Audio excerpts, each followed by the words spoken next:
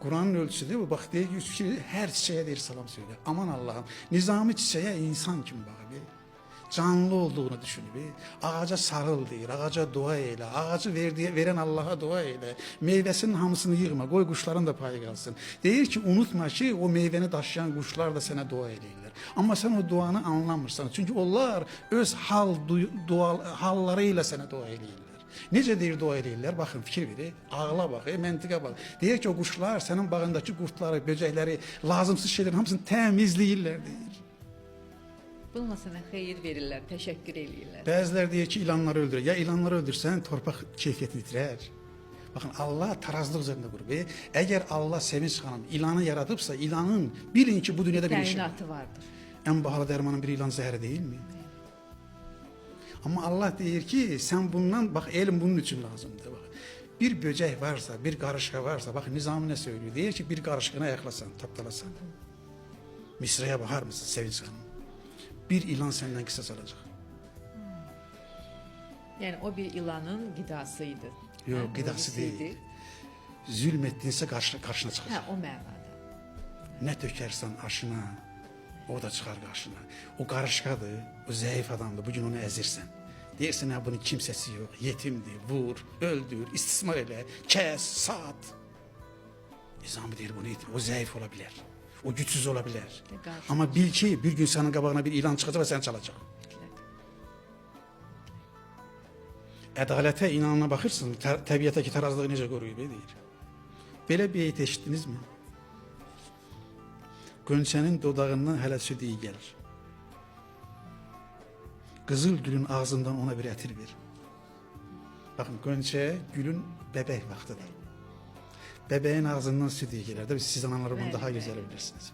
Aman Allah'ım, kəsmə deyir, pozma. İndi Sevinç xanım, bu tarazlıq insanını Allah necə tərbiyə edir? Xəlifə seçdi, ağıl verdi, iradə verdi, vicdan verdi, ağılın ortası, qəzəbin, şəhvətin ortasını dedi, hikməti, iffəti qoydu, doğrudur mu? Cəsarəti qoydu, deyir ki, bir, insana deyir ki, Allah şuuru verəcəksiniz. Necə eləyək ki, profan insanlar olmasın, tək dünyalı olmasın. Baxın, Kur'an'ın ən məşhur, biz bunu namazda hər gün oxuyuruq, hər namazımızda oxuyuruq. Bismillah, Rəbbənə, ey Rəbbimiz, Rəbbənə atina fid dünya həsənə, ve fil ahireti hesene ve bina ezabennar. Tarazlık ayesi deyirsiniz. Kur'an deyirəm tarazlıqdır, İslam tarazlıqdır. Deyir ki ey Rabbim bizim bu dünyamızı da güzel et.